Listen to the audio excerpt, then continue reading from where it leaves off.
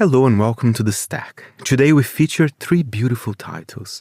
From the team of Garden and Gun, a new magazine about weddings, G&G Weddings.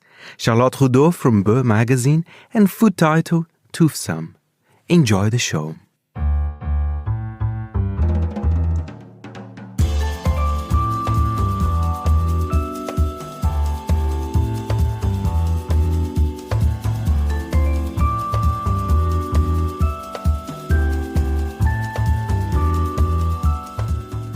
From Midori House in London, this is The Stack, 30 minutes of print industry analysis, and I am Fernando Augusto Pacheco. And now let's talk about one of our favorite titles, Garden and Gun, about all the beautiful things of the American South. The title just launched a new magazine, G&G Weddings, a celebration of weddings and how the South celebrates it, with love, design, and hospitality. To discuss more about wedding media and plans for Garden and Gun in 2026, here is their editor-in-chief, Dave Dibenedetto. The world of Garden and Gun continues to be great. You know, we're based in Charleston, South Carolina. The magazine's still very successful, still resonating with readers. We keep growing on all fronts, everywhere we can keep pushing. And, you know, personally, I couldn't be more happy living in Charleston, South Carolina. Well, we'll be talking about some new launches, but first I need to tell you, the October-November issue, I mean, the cover is fantastic. I would already say that's one of my favorite covers of the year, Dave, and I think that's what I like about Garden and Gun, is the attention to detail. So tell us a bit more about that cover and why is it so special? Our dog covers are almost a trademark, right? We do one once a year. I mean, we may have skipped one or two over the 17 years we've been publishing, but the dog cover always hits in the fall. And, you know, you got to keep it fresh. You got to keep it different, right? We know that about magazines. When we saw this image of that dog on the bow of a boat, you know, there's just joy expressed in that face, right? You see it, you know, and I'm never a big fan of sepia, but when that image and that tone, it just takes you away. And those eyes, we've heard from so many readers who basically wrote in and said, I can't stop looking at the cover. And, you know, as an editor, what more could you want? You know, it's like, drop the mic. Wow, we did it. And then you think about the next issue. I agree. There's movement. There's movement to it as well. It's not a very stilted cover. But Dave, I mean, we have to talk about something super exciting as well. It does involve kind of the bridal world, if I may say. So basically, Garden and Gun will have a title dedicated to weddings. It's not just perhaps your traditional title with just beautiful pictures of dresses, but tell us a bit more about this launch and why have you decided to do this right now? I always think about where to start, right, with this question. And I'll start with maybe the most basic, right? The best weddings are the most fun weddings, and Southerners like to have a good time. Mm-hmm. So, you know, right off the bat, I feel like Southern weddings are something everyone wants to have or wants to emulate. But when you think about it, when I think about it through the lens of Garden and Gun, a wedding brings together so many layers, right? There's fashion, there's food, there's drink, there's travel, there's heritage, and there's storytelling. Not every wedding does that, but the ones that do are the ones that are so memorable. And that's basically coming, you know, that's what we do in the pages of Garden and Gun. And for so many years, we've heard from folks who either attended a wedding and said, wow, it was so G&G, meaning it, you know, it was our aesthetic. Or we've even heard from people who said, is there any sort of G&G wedding package? Meaning, can we send this and that they could help, you know, the decor and whatnot. And it just became clear to us that here's a market we need to get in. It's a big market, obviously, but we felt like we could bring our lens to it and do something different, do something special than the other titles that are out there. That's what I was going to say. You saw a gap in the market, perhaps, because maybe it did need a refresh. Of course, we had some famous titles dedicated to the topic, but I think, as you said, you decided to bring your own angle to it. I had a look at the first issue as well. It feels more about the cultural aspects of a wedding as well, kind of the food, you know, what's the best invitation for a wedding, you know, what's the best kind of paper. I love those little details. I mean, look, those details are what makes a magazine special and a wedding special, right? I mean, it's that attention to detail. But I also think people, I don't, sometimes they call it the Instagram effect. I don't know if it's coming out of COVID, what it is, but people want to have stories to tell, right? And now your wedding can be more of a story than just checking the boxes. Your dress can have meaning, your ring can, have a stone from say your grandmother's ring, even how you cut the cake, right? There can be a story there, and that the knife you use has tradition or history to your family, to the groom or the brides, right?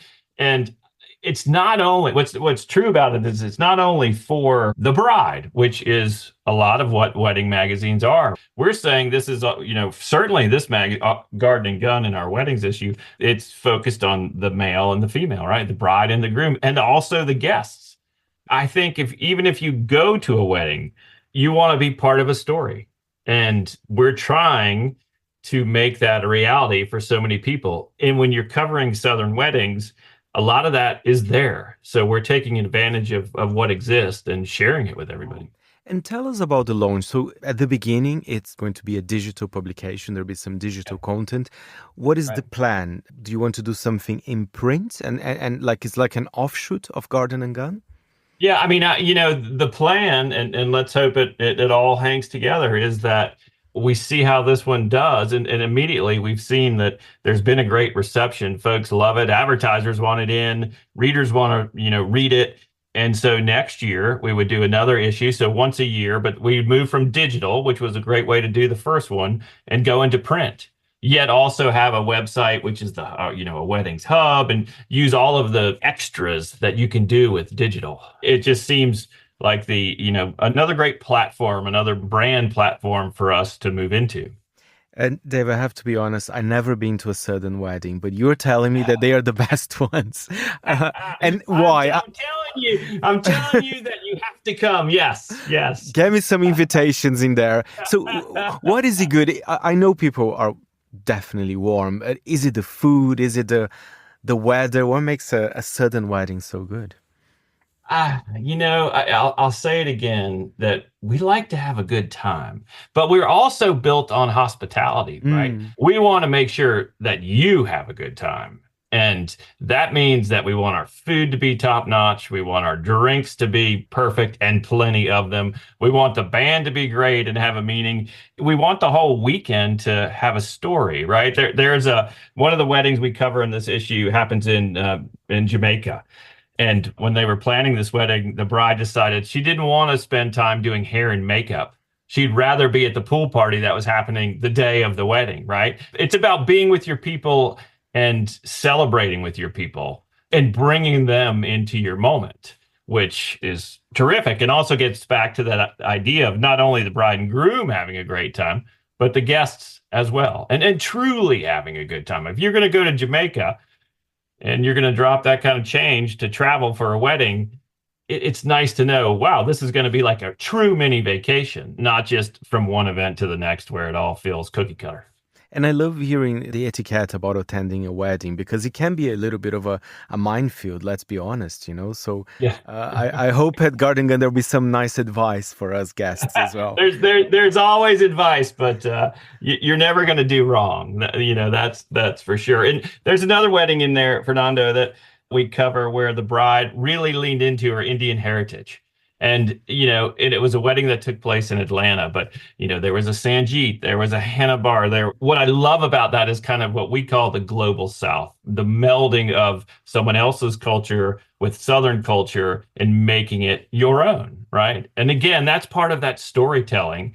And I think her traditional dress had hydrangeas on it, right? So it was, again, that perfect melding of heritage and history and place. Love that mix. Dave, we're approaching December here. Looking ahead to next year, are you optimistic? Are you excited about Garden and Gun? I wonder, what can you tell us? You have, of course, the bridal title. Yeah, a couple of things. I'm excited. Good, very good. I really am. Sorry if I feel overhyped, but I am excited. Going into 2026, we're doing our first ever humor issue, which is the February-March issue, which we're working on now. I mean, Southern comedians are having a moment, and all you have to do is go on Netflix to see them. And the Nate Bargatzes or the Leanne Morgans. So we're going to go deep on our first ever humor issue, which is really fun. We need that more than ever, I would say, humor. Yes. Laughing is good. Yes. Then in the fall, we're going to do an issue where we go west, where we really dig into, the Southern DNA that exists out west and that culture and how it translates. But what I really got to tell you is 2027, to jump ahead, another year, that's 20 years of Garden and Gun. So we're already deep. Offsites are happening. What will we do then to really make that a special year of mark that momentous year, make it great for advertisers, make it great for readers? That's really front and center. And just a reminder, I think we did discuss this last time, but the Garden Gun reader, are they mostly a subscriber, or do you still have a presence in newsstands? Because I know it depends on where you are in the United States, because I know some newsstands have closed down. So I wonder, how's that division? Right. It's the bulk of it has always been subscriber, right? We have a circulation around 400,000.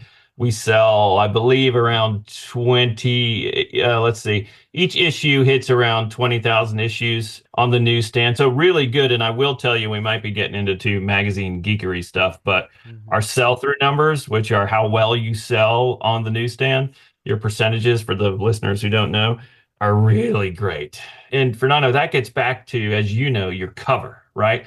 And to me, a newsstand sell-through number tells you how vibrant and how well your magazine is doing, because are you connecting with someone who might be passing by, and can you grab them in that moment? So we still have a strong presence on newsstands, even beyond the South, right? LA, LaGuardia, Grand Central, and NYC. It's I'm a bit of a newsstand junkie. You know what? I am unashamedly to say that I am a cover guy. So even some magazines that I don't know, if the cover is good, I will buy it. Maybe, sometimes the content is not as good as the cover, which is not your case. But I think cover is so important in a way. You and I, we would bore people with how deep we could go on how important a cover is and what makes a great cover. And again, why a great cover matters. Setting the tone from the very first page, like it couldn't be more basic in some ways. Thank you, Dave. Always a pleasure. For more information, go to gardenandgun.com/weddings.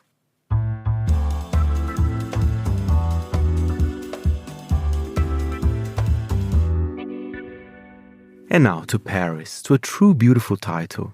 Literally, it's Beau, a magazine founded by Charlotte Roudaut. The title brims with optimism. Beau has also a version in English.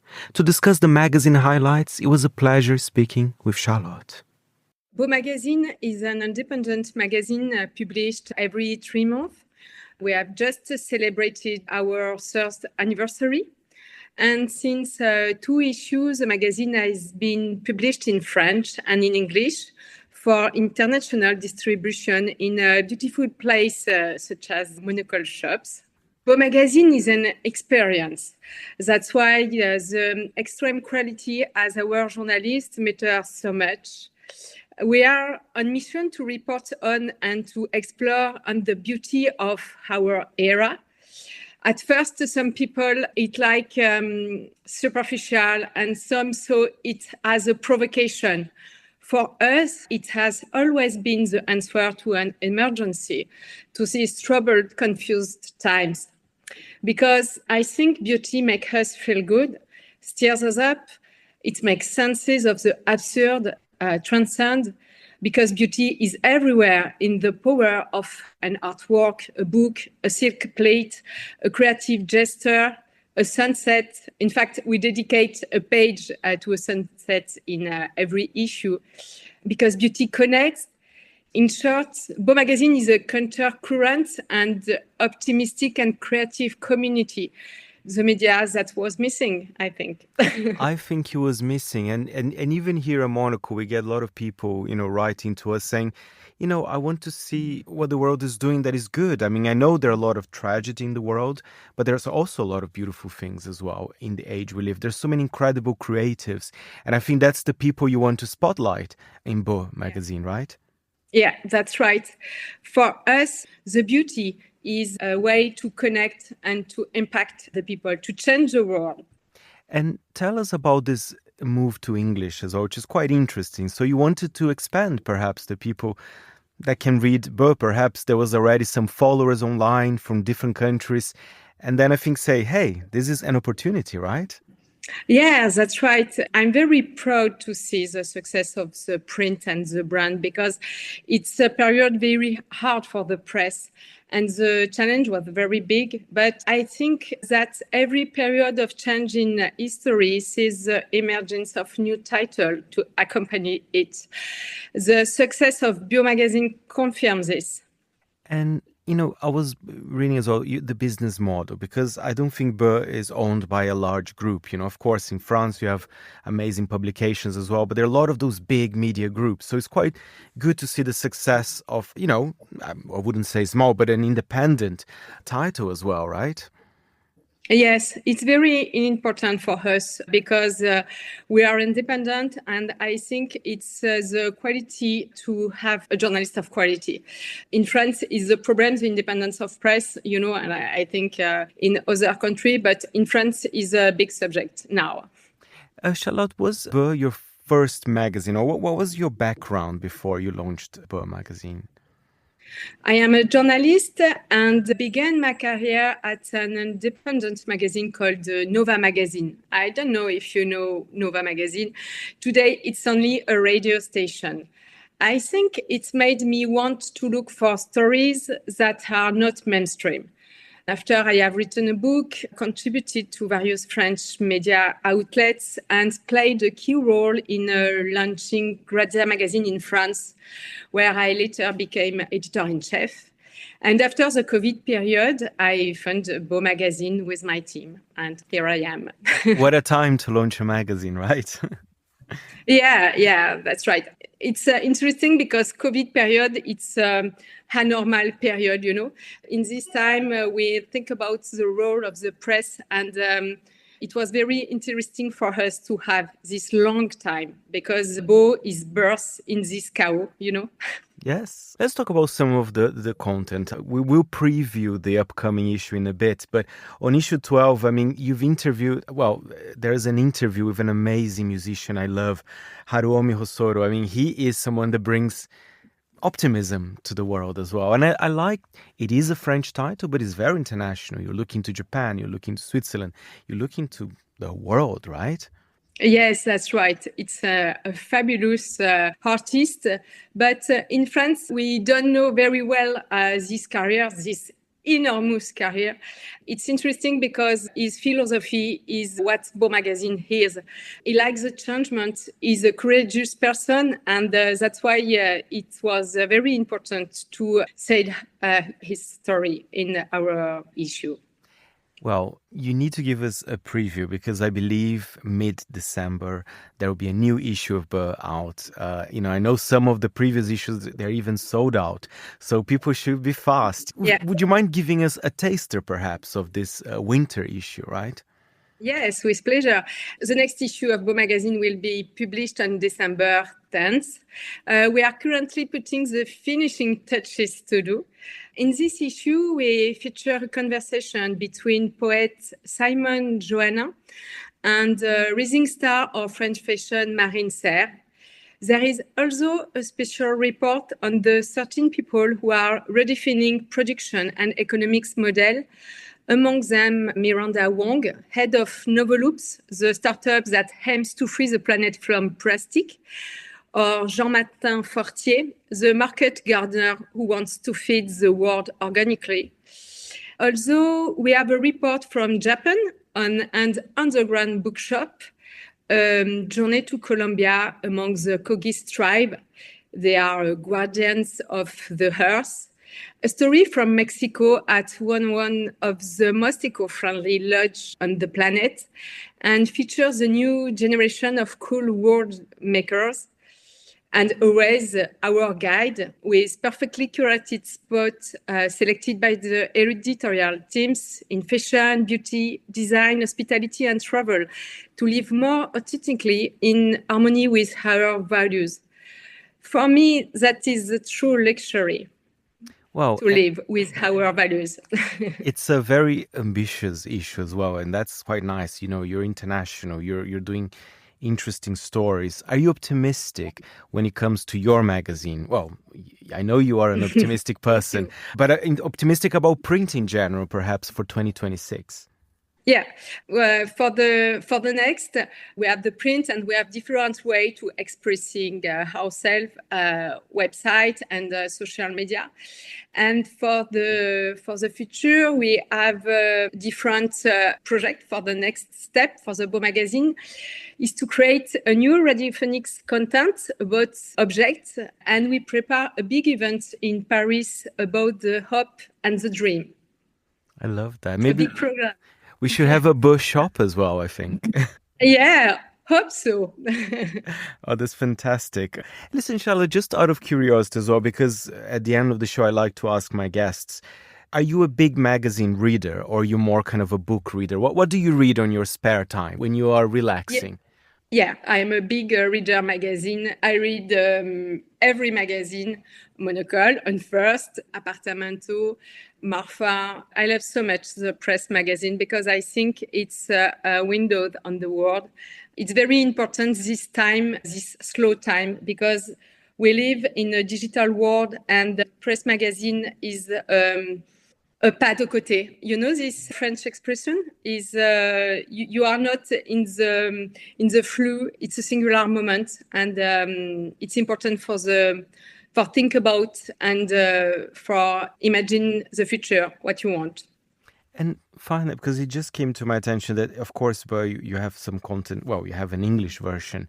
So I see some more and more French publications doing this, and it's quite interesting because, of course, Beau is an international title, have international stories, but nevertheless, there's the kind of the point of view from France as well, you know. So, what do you think of that trend? It's quite a positive one, I would say.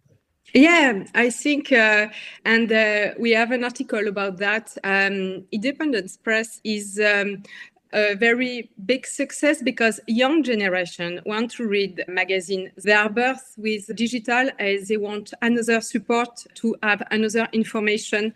I think it's important print magazine because you can break away the mainstream information, you know. It's different than the social media. That's why I'm very optimistic about the future of the press. Thank you very much, Charlotte. And issue 13 of Beau magazine will be out on the 10th of December.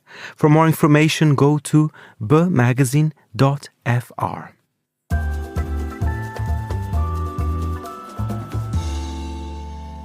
And now Monocle writer Claudia Jacob sits down with the founders of Toothsome magazine, a new London-based food publication created by Woon and Ashley Yun. The first installment of Toothsome examines the careful rituals of dining through a cultural lens. Toothsome came about, well, it launched in August of this year, 2025. We had a very nice launch party, but really the idea started the best part of a year ahead of then. And it was a silly idea I had on the bus to do a food zine, and emphasis on the word zine there rather than magazine. The idea at first was it was going to be a small photocopy zine, staple bound, and something to distribute, you know, amongst friends.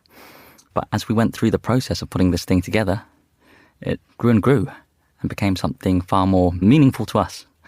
And yeah, it was a fun project that kind of just grew in scope. Just sort of snowballed, I think. It just people wanted to get involved. People wanted to connect to us with other people. And I think we just realized the appetite for print at the moment is so high. And it just felt like, yeah, the response that we were getting, the feedback we were getting about doing something like this was just, there was so much enthusiasm that it felt like we should just make it a more established thing, I guess. And now we've sort of promised 2 a year, which maybe we shouldn't have publicized that. But here we are.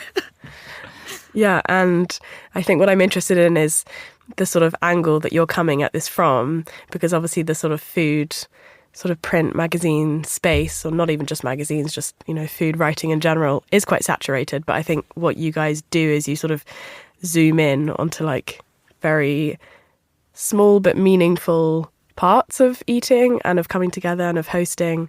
What was the aim with how you would establish yourself within this space of food writing? Well, I think we come from it as outsiders. We both don't work in the hospitality industry. We are just people who are obsessed with food and have always been obsessed with food. And so I think the way that we approach it hasn't necessarily come from a media perspective. It's just things that we ourselves are interested in. So if you see pieces in the magazine about hosting a dinner party, it's because we host dinner parties and that's what we're interested in. Or it is something simple about peeling pears with your mom or your grandma, because again, that's something that is experiences that are dear to us. So yeah, it's just we approach it from, I guess, this outsider and amateur point of view.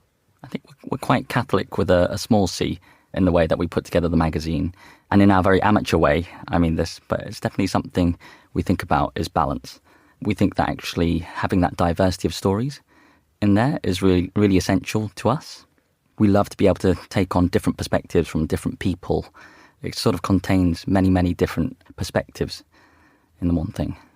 Yeah, I think that's what I noticed as I was flicking through, is you sort of have these, quite tender like homages to something as simple as like an egg in the morning. But then you also have, bits of almost poetry, you have some sort of photo collages, you have some recommendations of recipe books and of bars to go to in London. It feels quite textured in a way, which I really enjoyed. And in terms of the people you spoke to and the contributors who helped you out with this, how did you go about finding those people?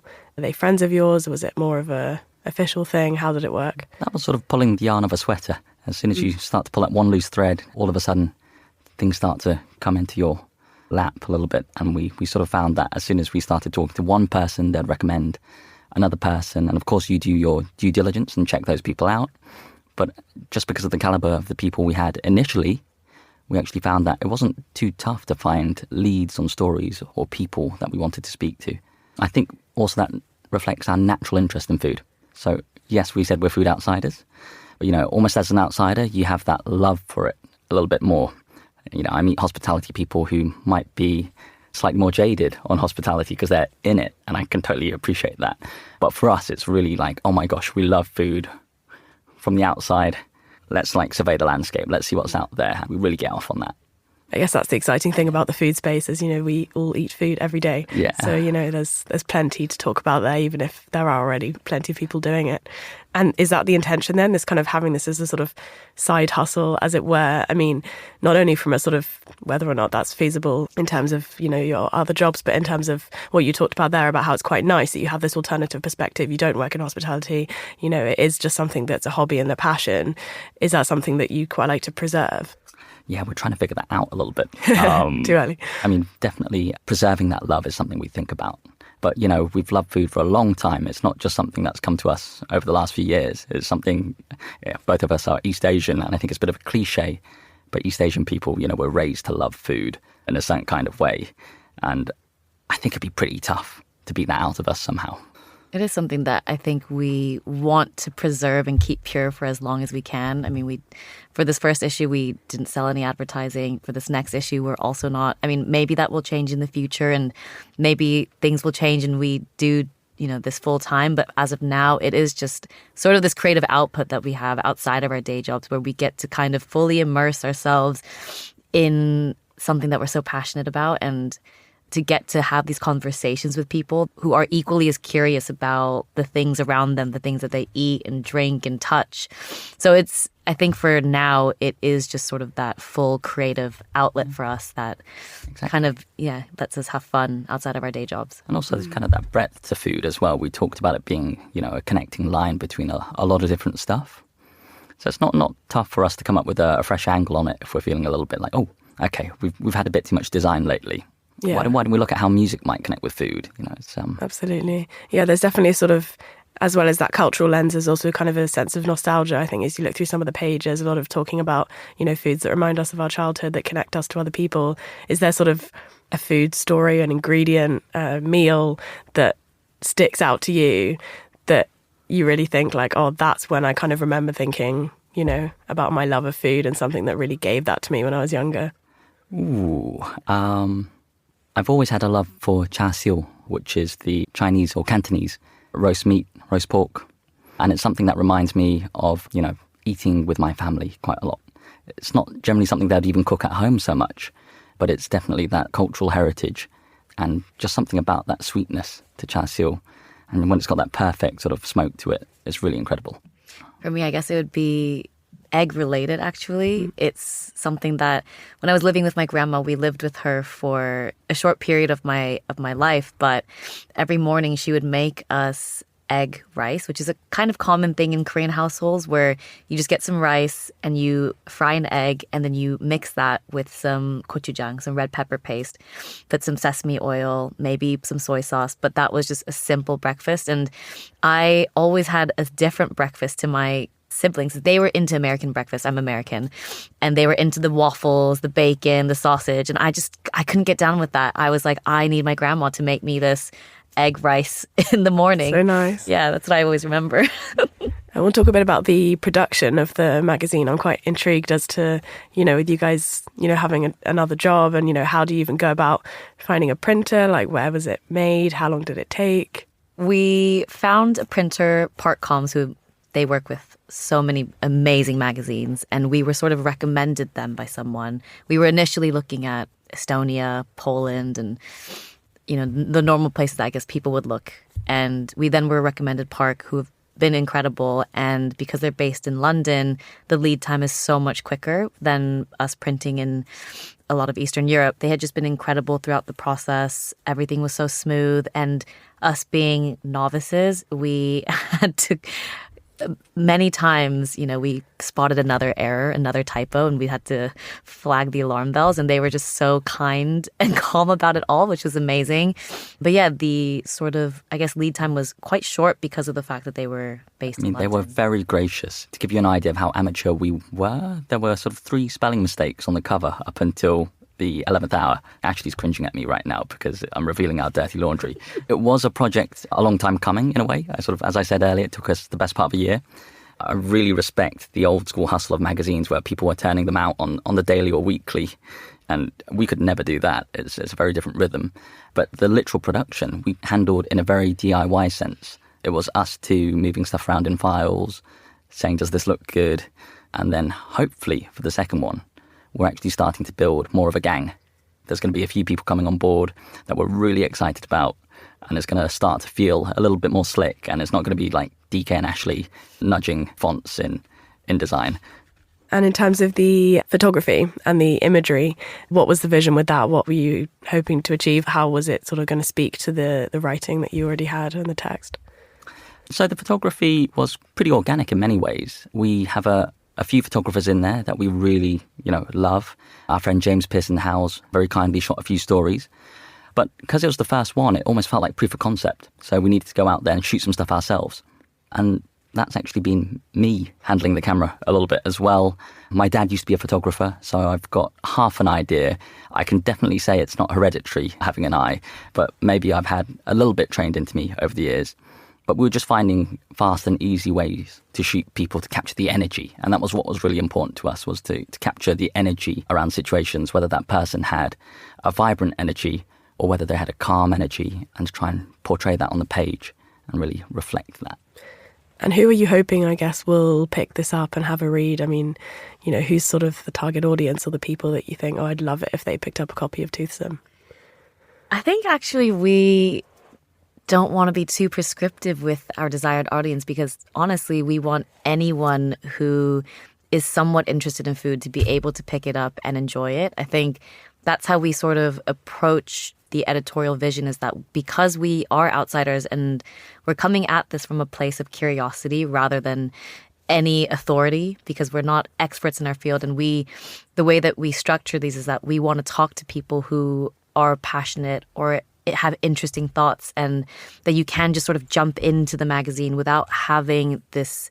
You don't have to be a foodie. You don't have to be this gourmand. And so in that regards, I think our audience could be anyone from anywhere who have, I guess, an appreciation for eating and communing and being with people and having like these tangible experiences. Obviously, Toothsome does its own thing. It's a publication in its own right and it does something, different to all the other ones. But are there any, not just publications, but food writers, food photographers, you mentioned one there, who you maybe look to when you're making this, or who you've just admired over the years when you're thinking about making Toothsome eventually?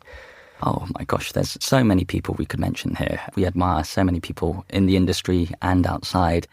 I think if we're talking about people specifically, we've always loved how still life is shot more than necessarily how food is portrayed. I think there's definitely been a move towards that bon appetit, casual, almost like a bit Aussie way of photographing food, which we're kind of into as well.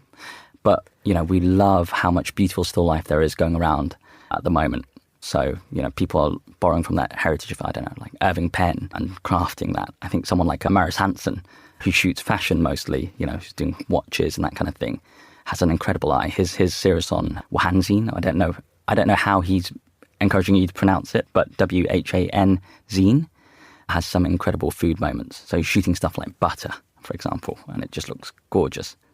I guess also publications that we had sort of kept referencing, or things that have come to mind when we were making this, were publications like Lucky Peach and Mold, who are both now defunct, but the way that they sort of approached food writing influenced the way that we wanted to commission pieces as well. And I think not the through line, but I guess the way that we approach writing in the magazine is that we want it to be fun. Of course, we also cover serious pieces, and in the second issue where we have a lot more in-depth features, but we want it to kind of carry this tone of fun and not lightheartedness, but this more casual way of approaching food. So those were the two that I think sort of stuck out to us when we were thinking about what we were influenced or inspired by. Yeah, I mean, there's so much energy on Substack right now as well, the food space, and there's so many writers that are out there doing an incredible job of covering food.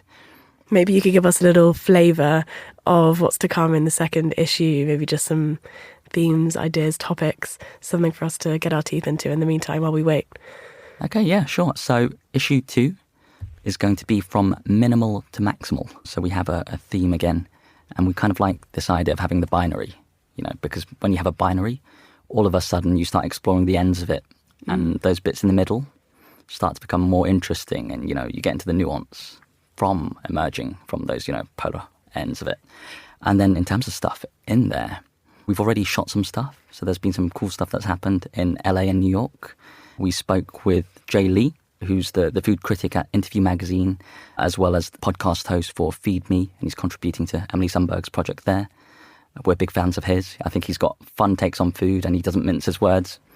We like an opinion. And we also had a little shoot with a fella called Brandon Muradi, who's an incredible creative director within food.